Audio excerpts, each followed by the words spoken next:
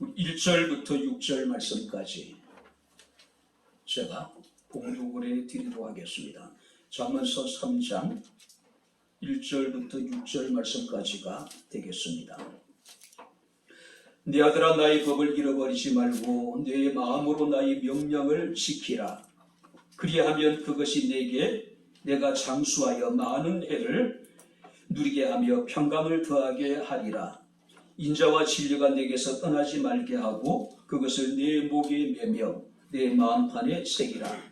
그리하면 내가 하나님과 사람 앞에서 은총과 기중히 여김을 받으리라. 너는 마음을 다하여 여호와를 신뢰하고 내 명철을 의지하지 말라. 너는 범사의 글을 인정하라. 그리하면 내 길을 지도하시리라. 아멘. 오늘도 저희들에게 복된 날을 주시고 주를 예배하며 주님을 찬양하며 우리의 마음의 중심을 여호와께 토로할 수 있는 은혜를 베풀어 주심을 감사를 드립니다. 주여, 이 시간 종을 통해서 주의 말씀이 선포될 텐데 말씀 우리에게 큰 은혜가 되게 하옵소서. 위로가 되게 하시고 말씀을 깨달을 수 있는 지혜를 주옵소서. 예수님 이름으로 기도하옵나이다. 아멘. 할렐루야. 우리 옆에 있는 분들과 하나님 우리와 함께 하십니다. 인사하겠습니다. 하나님 우리와 함께 하십니다. 할렐루야. 코로나가 끝났다라고 여겼는데 아직까지도 이렇게 완전히 코로나가 종식이 되지는 않은 것 같습니다. 뜻밖의 어제 저녁에 집사람이 얘기를 하더라고요. 박 집사님이 코로나로 이렇게 확진이 됐다고. 그래서 좀 기장을 풀었더니 또 이런일이 벌어지고 있습니다. 마지막까지 우리가 여러분들이 늘 깨어서 우리가 긴장했으면 좋겠습니다. 그죠? 그래서 우리가 별 어려움이 없이 힘든 시기들을 우리가 잘 함께 이겨낼 수 있게 되기를 주 이름으로 축원합니다. 오늘 우리가 성경의 말씀의 구절을 보게 되면은 무엇을 하라고 하는 명령이 있고 또 그리하면 무엇을 주겠노라고 우리에게 약속하고 계십니다. 자, 명령적 조건과 결과를 교차적으로 서술하고 있습니다. 자, 이것은 우리가 하나님의 뜻을 따라 살 때 주어질 복의 확실성을 우리에게 나타내고 있습니다. 자, 성경에는 수많은 우리가 말씀을 통해서 우리에게 항상 복을 주시겠다고 말씀을 하고 있죠. 그래서 성경은 너희를 향한 내 생각을 내가 아나니 재앙이 아니라 평안이라고 말씀하고 있습니다. 너희에게 미래와 희망을 주는 것이라고 말씀을 하고 계십니다. 자, 그런데 우리가 항상 그 하나님의 복과 하나님의 은혜를 하나님 우리에게 약속하셨는데 먼저 하나님께서 명령적 조건이 있다는 거예요. 내가 무엇을 행하면 내가 너희에게 이러한 복을 주시겠다라고 하는 겁니다. 자, 많은 사람들은 복을 누리기를 간절히 원하고 있습니다. 근데 복이라고 하는 것이 우리가 무조건 하나님께 달라고 때를 쓴다고 우리가 받을 수 있는 것이 아니겠죠. 우리가 하나님을 향한 믿음이 없이 신앙이 없이 그저 복을 막연하게 우리가 바라본다고 우리에게 복이 임하는 것은 결코 아닐 것입니다. 아무런 우리가 기대가 없이 믿음이 없이 우리가 고사장에 보게 되면 돼지머리 하나 올려놓고 돼지 입에다가 코에다가 우리가 지폐를 이렇게 이제 넣고 복을 구하는 사람들이 많이 있는데 우리가 그렇게 해서 복을 받을 수 있을까요? 그죠? 자, 성경 오늘 우리에게 말씀하고 있습니다. 우리가 지혜로운 삶을 살게 될 때에 우리가 슬기로운 신앙생활을 하게 될 때에 하나님께서는 반드시 우리에게 복을 주시겠다고 말씀하고 있습니다. 그래서 우리가 여러분들이 3장부터 1절부터 10절 말씀을 보게 되면은 그리하면이라는 단어가 계속해서 반복되고 있음을 우리가 보게 됩니다. 오늘 이 아침에 우리가 정말로 지혜로운 신앙생활이란 어떤 것일까? 하나님이 우리에게 예배하신 주의 복을 받아 누리는 슬기로운 신앙의 삶이란 어떤 삶일까? 우리가 말씀을 통해서 함께 은혜를 나누도록 하겠습니다. 자, 먼저 한번 1절 말씀 우리 다시 한번 같이 읽겠습니다. 내 아들아 나의 법을 잃어버리지 말고 내 마음으로 나의 명령을 지키라. 자, 슬기로운 신앙생활에 우리가 원리가 있습니다. 근데 첫 번째 조건이 뭐냐면은 내 아들아 나의 법을 잃어버리지 말고 내 마음으로 나의 명령을 지키라. 자, 내 마음으로 나의 명령을 지키라고 말씀을 하고 있습니다. 무슨 의미일까요? 우리가 하나님의 말씀을 듣고 하나님의 말씀을 읽은 것부터 복이 있습니다. 그러나 더 중요한 건 뭐냐면은 그것을 지켜 행하는 것. 성경 말씀을 보게 되면은 내 마음으로 나의 명령을 지키라고 이야기합니다. 전 인격적인 순종을 말하는 겁니다. 자, 바른 삶을 살게 하는 지침, 절대적인 원리, 이 조건을 먼저 행하라는 이야기예요. 하나님의 말씀은 반드시 지키고 순종해야 될 하나님의 명령입니다. 자, 우리가 치서 선택할 수 있는 것이 아니라는 사실이에요. 왜냐하면 우리가 하나님의 명령을 지켜 행하는 것이 하나님을 사랑하는 것이고 하나님을 경외하는 것이기 때문에 그렇습니다. 그래서 요한복음 14장 21절 말씀을 보게 되면은 나의 계명을 지키는 자라야 나를 사랑하는 자니 나를 사랑하는 자는 내 아버지께 사랑을 받을 것이요 나도 그를 사랑하여 그에게 나를 나타내리라. 자, 여러분들이 하나님을 사랑한다고 우리는 숱하게 하나님 앞에 고백을 합니다. 찬양을 합니다. 근데 하나님을 향한 그 여러분들의 사랑을 무엇으로 여러분들이 증명하겠습니까? 성경 말씀 보니까 오직 하나님의 계명을 지키는 자가 하나님을 사랑하는 것이고 또 하나님을 사랑하는 자는 하나님께서 그를 사랑할 것이고 우리 주님도 그런 자들에게 당신 자신을 나타낼 것이라고 말씀하고 있음을 우리가 보게 됩니다. 순종이 제사보다 낫습니다. 할렐루야. 아멘. 순종이 수양의 기름을 드리는 것보다도 하나님께서 기뻐하신다는 사실을 우리는 반드시 기억을 해야 돼요. 자, 오늘 우리는 설교 홍수 시대에 살아가고 있습니다. 우리는 라디오를 틀면은요, 우리가 이제 기독교 방송에서 수없는 극동방송 메시지가 여러분들이 쏟아져 나옵니다. 케이블 방송을 틀면 우리가 원하는 시간에 원하는 목회자들의 설교를 들을 수 있습니다. 인터넷을 통해서도요. 근데 중요한 건 뭡니까? 이런 설교 홍수 시대를 살아가고 있음에도 불구하고 우리의 사회가 달라지지 않는 거예요. 우리 교회가 달라지지 않습니다. 우리 그리스도의 삶이 전혀 달라지지 않아요. 무엇 때문일까요? 우리는 듣기는 들어도 그것을 행하지 않기 때문에 그래요. 순종하지 않는단 말이에요. 그죠? 자, 어떤 사람이 이제 등산을 갔는데 그만 발을 잘못 디뎌가지고 낭떠러지에 떨어지게 됩니다. 자, 굉장히 위급한 상황 속에서 얼떨결에 이제 나무가지를 붙들었습니다. 차마 아래를 내다보지 못해요. 왜냐하면 그 깊은 어떤 절벽이기 때문에. 그는 위를 향해서 계속 소리를 칩니다. 누구 좀 나를 살려달라고. 누구 좀 나를 살려달라고. 그때 위에서 누군가가 대답을 합니다. 두려워하지 말라. 두려워하지 말라. 놀라지 말라고 이야기합니다. 그가 묻습니다. 당신은 누굽니까? 나는 내가 믿는 하나님이라고 말씀하십니다. 하나님, 그럼 제발 좀 저를 살려주십시오. 그때 하나님 말씀하십니다. 내 손을 놓으라고 이야기를 해요. 아니, 지금 내가 살려달라고 했는데 하나님께서 동아줄을 위해서 내려주든지 하나님의 능력으로 나를 기적적인 방법으로 이 상황에서 건져주셔야 되는데 지금 낭떠러지에 매달려 있는데 내 손을 놓으라니요. 하나님, 난 죽으란 이야기입니까? 내가 너를 반드시 살려줄 테니 내가 잡고 있는 그 손을 놓으라고 말씀하십니다. 그때 이 사람이 한참 고민을 합니다. 내가 이 손을 놓는 순간에 자기는 천국 갈 것 같아요.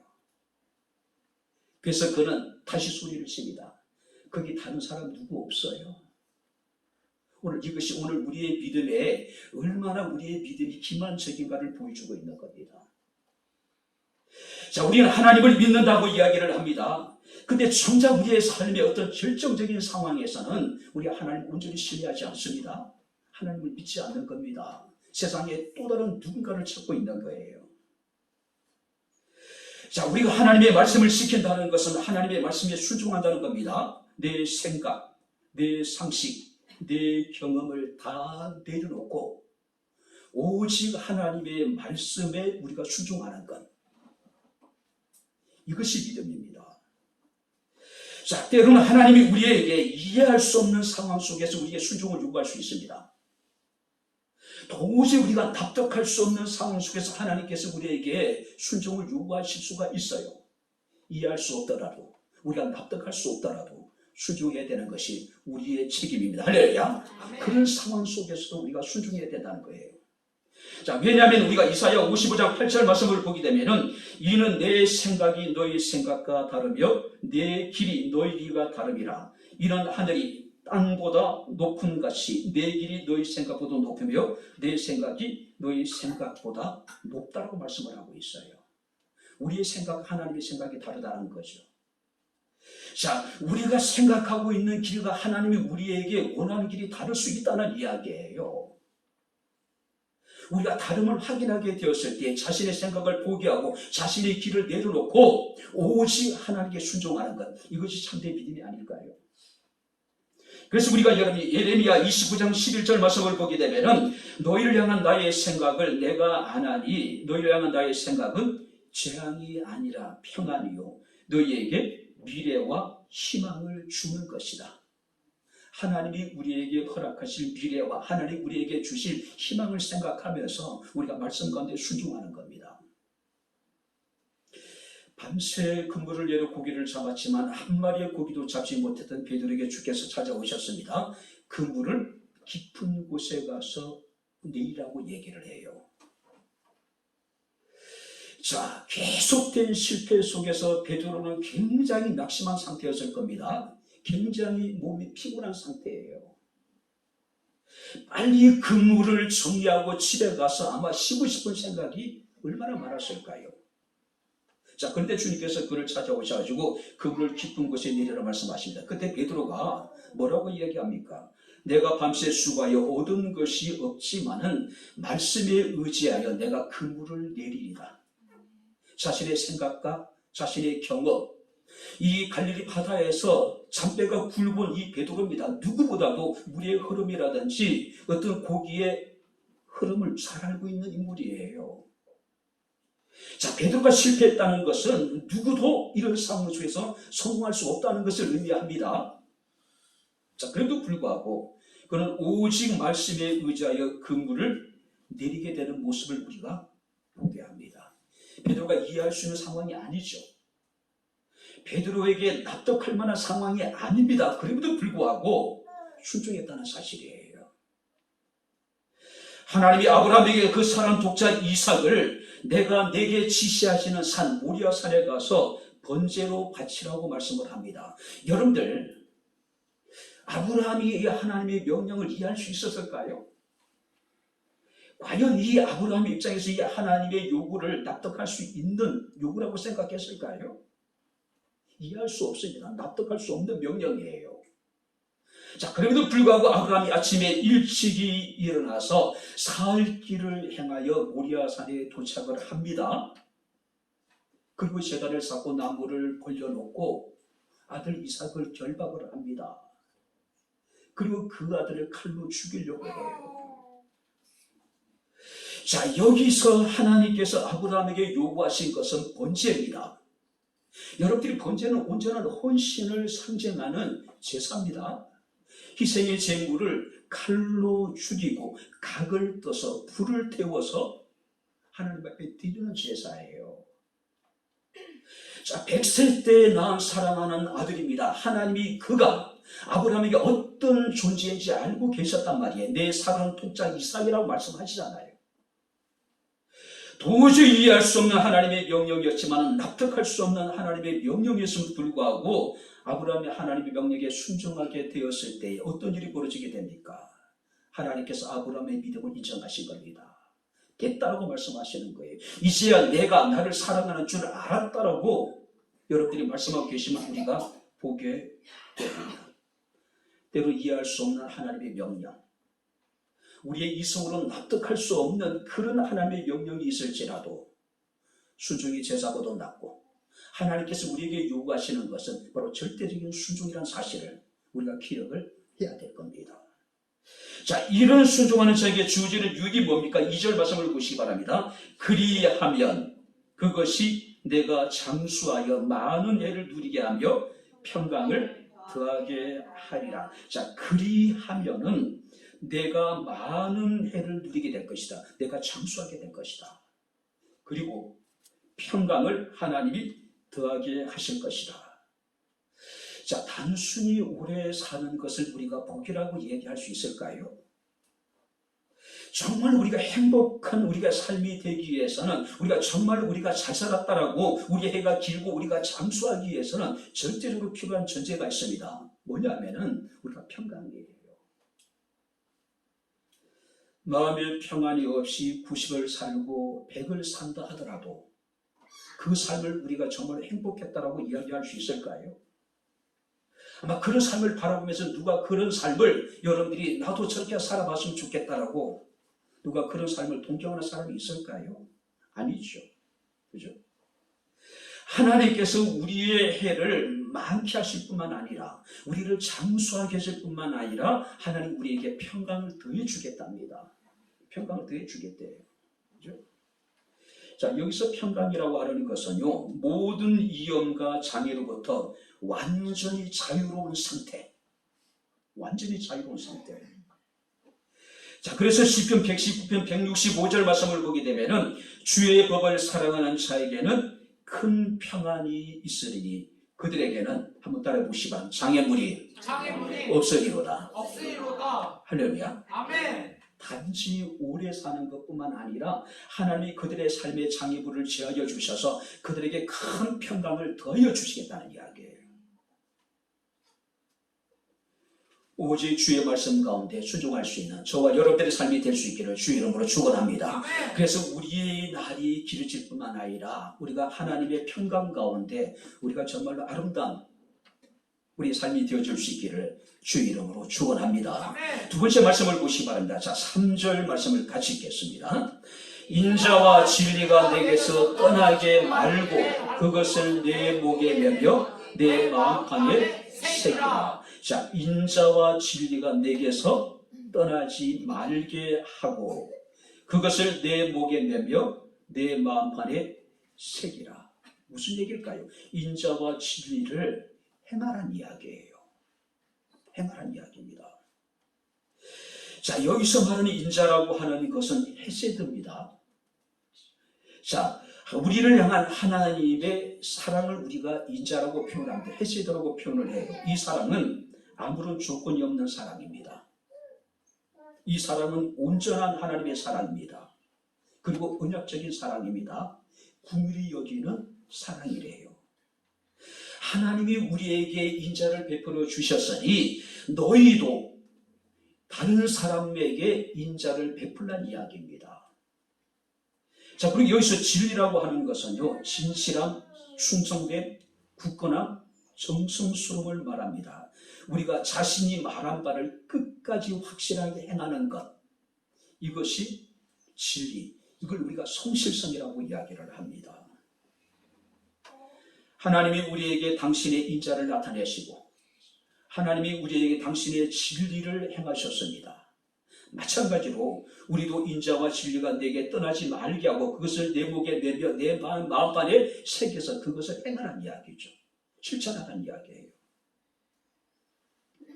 특별히 여러분들이 마음판에 새기라고 하는 것은 하나님의 언약적인 사랑, 또 하나님의 어떤 신실한 진리를 우리가 집착에 가까울 정도로 그것을 내 마음에 내면화시켜라. 그러니까 집착이라고 하는 것은 상당히 부정적인 것이잖아요. 그런데 인자와 진리에 대해서 우리가 집착에 가까울 정도로 그것을 우리의 마음에 간직하라. 그리고 우리의 마음의 내면에 여러분들이 그것을 자리 잡게 하라. 그러니까 집착하라는 이야기예요. 마치 하나님이 십계명을 주실 때 돌판에다가 그 계명을 하나님께서 써서 주셨죠. 마찬가지로 하나님의 말씀을 내 마음에 우리가 깊이 새겨 넣으란 이야기예요. 그래서 그 말씀을 떠나지 말고 그것을 항상 목에 메고 그것을 내 마음 안에 깊이 새겨둬라. 깊이 새겨둬라. 그죠? 우리가 하나님의 말씀을 듣고 하나님의 말씀을 흩트러 듣는 사람들이 많이 있죠. 하나님의 말씀을 우리가 농담으로 여기는 사람들이 있습니다. 우리가 들음으로 우리가 마음이 뜨거워집니다. 감동을 받아요. 근데 중요한 건 뭘까요? 그 말씀이 우리의 삶을 강화시키지는 못하는 겁니다. 행하라는 이야기예요. 실천하라는 이야기예요. 우리는 큰 교회 많은 여러분들이 훌륭한 목회자들의 설교를 듣습니다.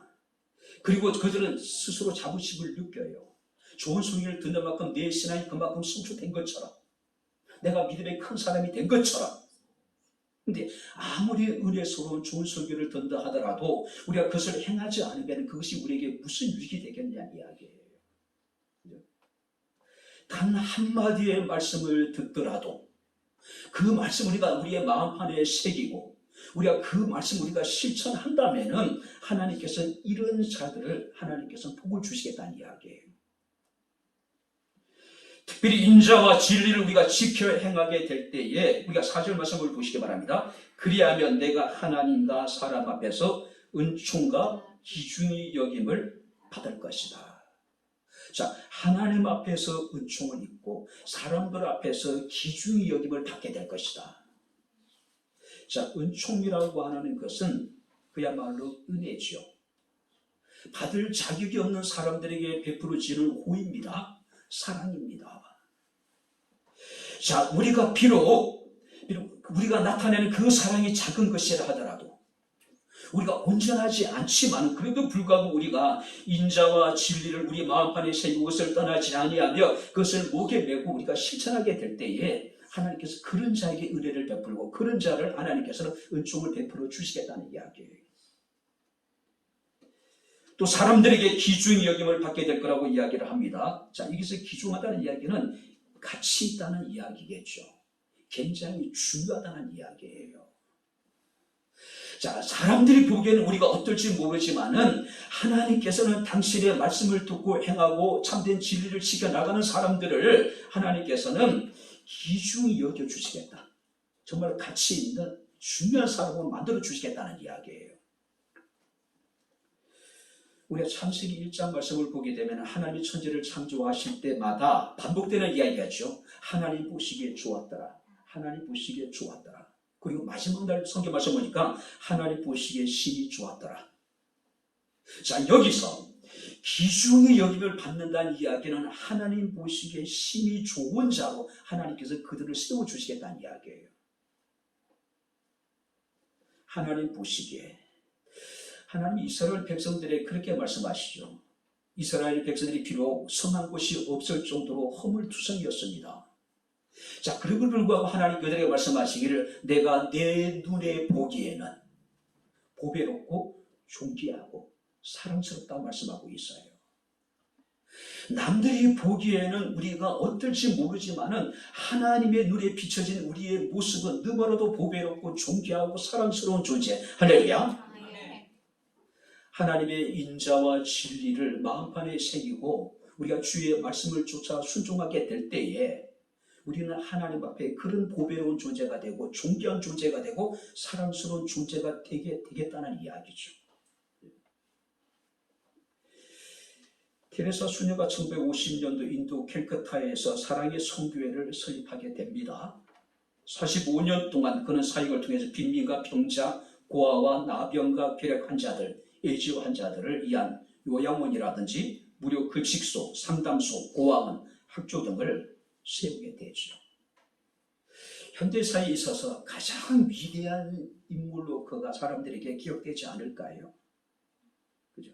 하나님의 그를 하나님께서 은총을 입히시고 사람들 앞에서 하나님이 그를 귀히 여김을 받게 하신 것이죠. 모든 국가와 인종을 초월해서 모든 종교를 초월해서 모든 사람들에게 사랑받는 사람이 바로 테레사 수녀가 아닐까요? 그죠? 하나님 보시기에 하나님께서 우리에게 은총을 베푸시겠답니다. 하나님이 우리에게 기여김을 받아서 사람들에게 소중 여김을 받는 그런 사람 우리를 만들어 가겠다는 이야기예요. 뿐만 아니라 세 번째 여러분들 말씀 보시기 바랍니다. 5절 말씀 다 같이 읽겠습니다. 너는 마음을 다하여 여호와를 신뢰하고 내 명철을 의지하지 말라. 자, 슬기로운 신앙생활의 세 번째 여러분들이 원리가 뭡니까? 내 마음을 다하여 하나님을 신뢰하는 것. 자, 여기서 신뢰한다는 이야기는 기대한다는 이야기입니다. 자, 여기서 신뢰한다는 이야기는 전적으로 의지한다는 이야기입니다. 근데 중요한 것은요, 마음을 다하여. 자, 여기서 마음을 다한다는 의미 속에는요, 전심으로 내 마음을 쏟아붓는다는 이야기입니다. 남김이 없이, 아낌없이. 하나님께 대한 전적인 신뢰와 하나님에 대한 전적인 의지의 표현을 성경 말씀은 마음을 다하여. 그러니까 내 마음 구석에 어떤 아무것도 남아있잖아. 완전히 하나님께 쏟아부어라. 쏟아붓는다. 그죠? 우리의 삶의 전 영역에서 전적으로 하나님을 신뢰하고 전적으로 하나님을 의지하는 이야기입니다. 근데 우리가 전적으로 하나님을 의지하기 위해서는 어떻게 될까요? 성경 말씀을 보니까 내 명철을 의지하지 말라. 자, 여기서 명철이라고 하는 것은 통찰력을 말합니다. 또 면밀함을 말합니다. 자, 이 잠언서를 기록한 인물이 솔로몬이죠. 솔로몬은 최고의 지혜자이잖아요.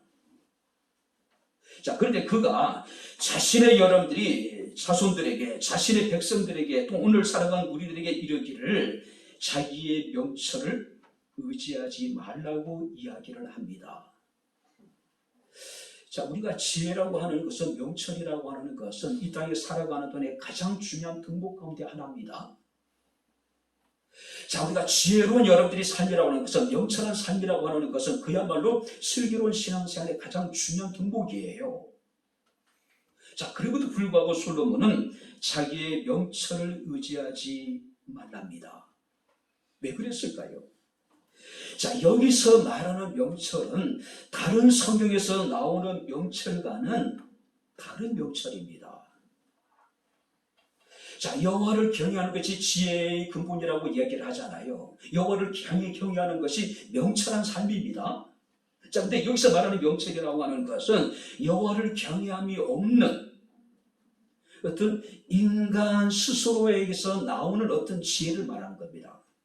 인간의 어떤 명철을 말하는 거예요. 자신의 명철, 자신의 지혜를 의지하지 말라는 이야기예요.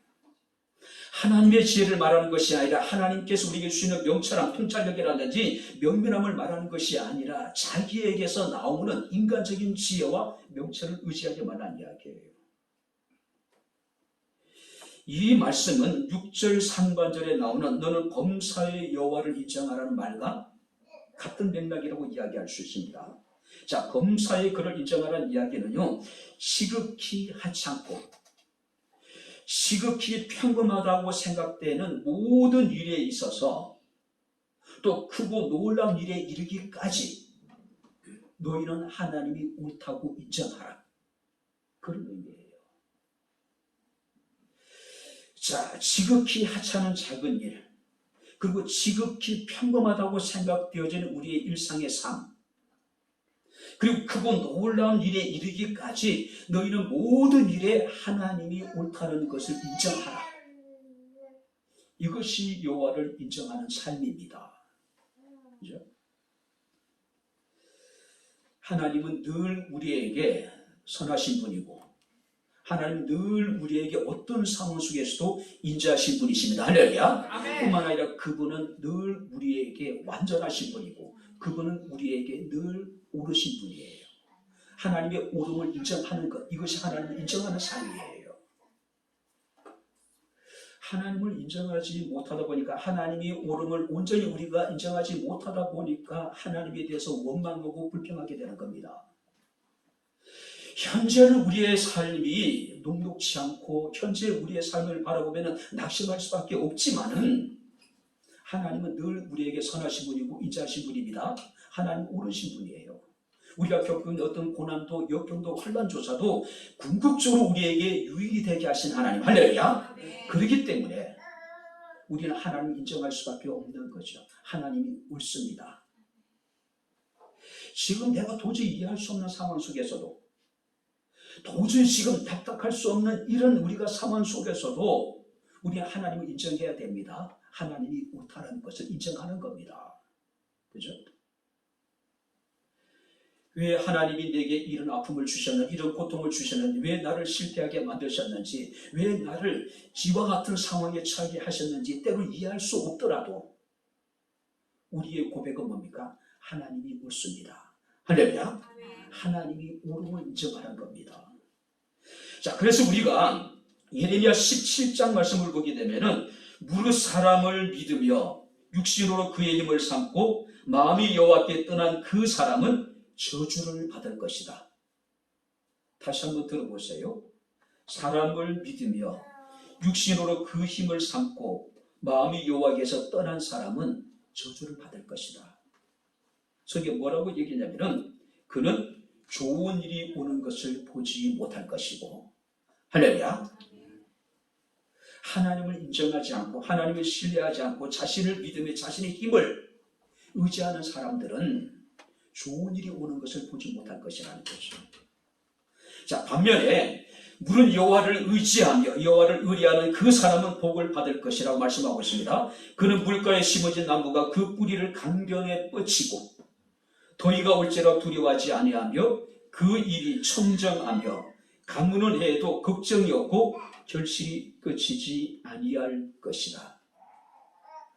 오늘 사랑하는 성도 여러분들, 온전히 하나님만을 신뢰하게 되기를 주 이름으로 축원합니다. 아멘. 온전히 하나님만을 인정할 수 있는 저와 여러분들의 삶이 될 수 있기를 주 이름으로 축원합니다. 아멘. 이런 사람들은 물가에 심어진 나무가 그 뿌리를 강변에 뻗치고 더위가 올지라 두려워하지 아니하며 그 잎이 청정하고 가무는 해도 걱정이 없을 것이다. 결실이 끝이지 아니할 것이다. 가무는 해도.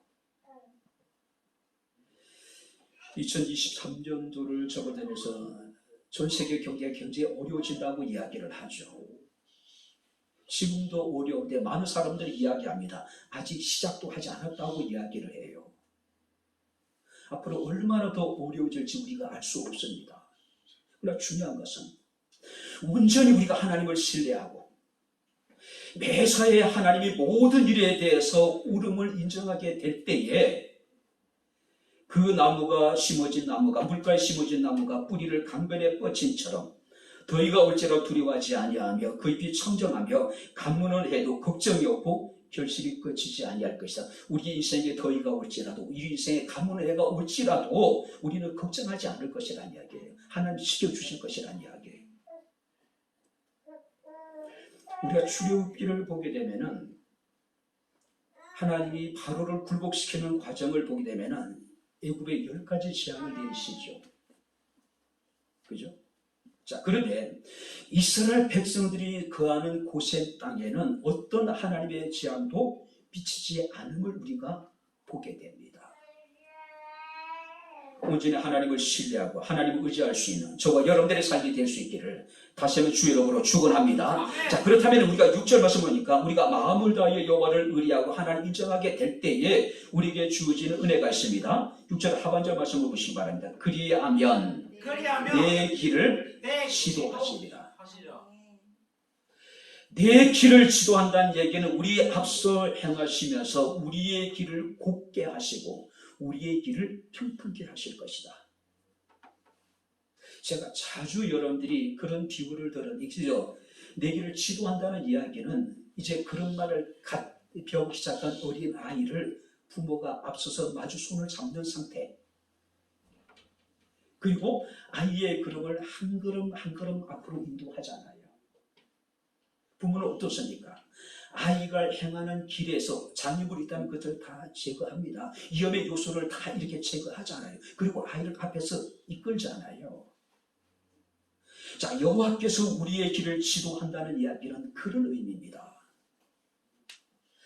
단지 하나님이 우리에게 어떤 방향을 가라고 어떤 길을 가라고 우리에게 길을 제시할 뿐만 아니라 우리의 손을 마주 잡고 마치 어린 아이가 걸음걸이를 배울 때 아이의 손을 마주 잡고 한 걸음 한 걸음 앞으로 인도하듯이 우리를 안에 그렇게 인도해 주시겠다는 이야기예요. 하나님을 신뢰하고 하나님을 인정할 때 하나님이 우리의 길을 곱게 하실 것이고 우리의 길을 평대 하실 것이고 장애물이 없도록 하나님 우리의 길을 인도해 주실 것이라는 이야기예요.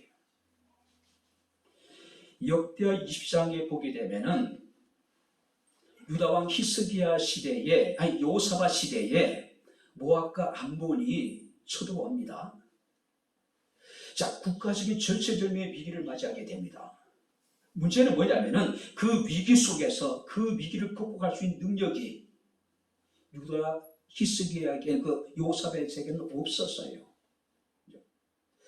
그래서 그들이 선택한 것은 뭡니까? 하나님께 나아가 하나님께 금식하며 기도하는 것이었습니다.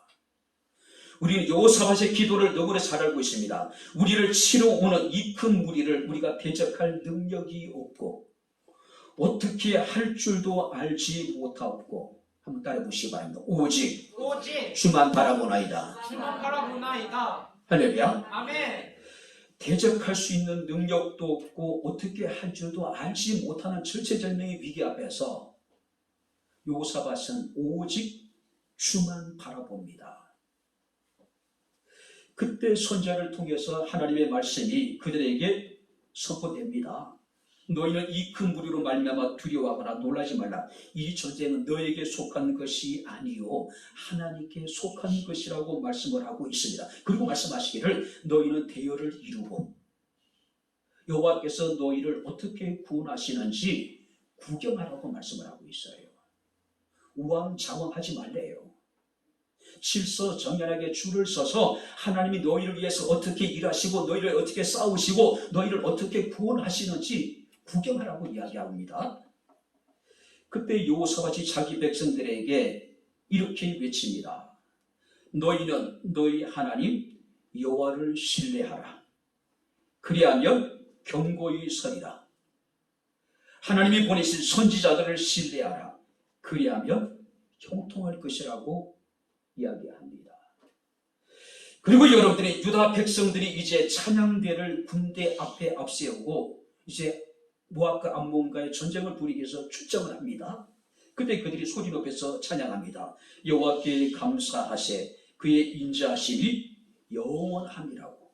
근데 성경이 이렇게 읽고 있습니다. 그들이 찬양할 때에 하나님이 복병을 보내셔서 모압과 암몬과 세일산의 주민들을 다 멸하셨다고 해요. 오직 주만 바라보시길 바랍니다. 할렐루야. 내가 무엇을 어떻게 할 수 있는 능력이 없고 어떻게 해야 될지도 알지 못할 때에 좌절하고 절망해 버리는 것이 아니라 오직 하나님께 소망을 두고 하나님만을 의지하고 하나님만이 결코 옳음을 그분만이 옳다는 옳으신 분임을 우리가 인정하는 것. 그죠? 자신의 지혜와 명철을 의지하지 말고 우리가 하나님을 의지하고 하나님을 인정하게 될 때 하나님이 우리를 위해서 일하실 것이고 하나님 우리를 위해서 싸우실 것이고 하나님 우리의 앞서 행하시면서 우리의 손을 마주 잡고 우리의 길을 지도해 주실 것이고 하나님이요. 이제 말씀을 마치도록 하겠습니다. 자, 우리는 오늘 성경 말씀을 통해서 슬기로운 신앙생활의 원리를 살펴보았습니다. 마음으로 말씀을 지키는 것, 하나님의 인자와 진리를 마음에 새기고 그것을 행하는 것, 그리고 마음을 다하여 하나님만을 의지하고 하나님을 인정하는 삶, 이것이 슬기로운 지혜로운 신앙생활의 가장 중요한 원리라고 하는 겁니다. 가장 중요한 건 뭘까요? 마음으로 지키고 마음에 새기고 마음을 다하는 것. 우리가 마음은 인간의 모든 감정과 행동과 사상의 원천이 되는 가장 중요한 것이잖아요. 그러니까 우리가 하나님 앞에 정말로 마음을 다하여 예배하고 기도하고 찬양하고 우리가 마음을 다해서 온전히 우리가 하나님 이름으로 봉사하고 우리가 헌신하고 마음을 다하여 우리가 하나님의 말씀을 지키고 그 말씀을 마음에 새기고 온전히 하나님을 신뢰하게 될 때에 하나님께서 오늘 우리에게 말씀하십니다. 평안한 중에 네 날이 많아지게 될 것이고 내가 하나님과 사람 앞에서 은총과 기준 여김을 받게 될 것이고 날마다 하나님의 인도하심과 하나님의 지도하심을 입게 될 것이라고 말씀하고 있습니다. 다 평안하고 하나님의 은총과 사람들 앞에 기여김을 받는 삶, 날마다 하루하루 하나님의 지도하심을, 하나님의 인도하심을 받으며 살아갈 수 있는 바로 복된 저와 여러분들의 삶이 될 수 있기를 주님 이름으로 축원합니다. 아멘. 기도하겠습니다. 좋으신 아버지 하나님, 하나님의 은혜와 사랑을 진심으로 감사를 드립니다. 우리에게 지혜로운 신앙생활의 원리, 슬기로운 신앙생활의 원리를 우리에게 교훈해 주셨으니 우리가 주의 말씀을 마음에 우리가 아버지 하나님 시간 지키게 하시고 우리가 주의 말씀을 마음에 새기며 그 말씀을 지켜 행하게 하시고 마음을 다하여 하나님만을 우리가 의지하며 오직 하나님만을 인정할 수 있는 저희들의 삶이 되기를 원합니다. 무엇보다 주의 사랑하는 성도들에게 은혜를 베푸시고 복의 복을 더하여 주시되 우리의 삶이 평안한 중에 참으로 아버지 장수하게 하시고 사람 앞에 하나님 앞에 은총을 입으며 기여김을 받게 하시고 우리 하루하루의 삶이 하나님의 지도하심 가운데 평탄한 복된 삶이 되게 하옵소서. 간절히 바라고 남는 것은 백향목에 살아가는 모든 성도들의 가정이 이와 같게 하옵소서.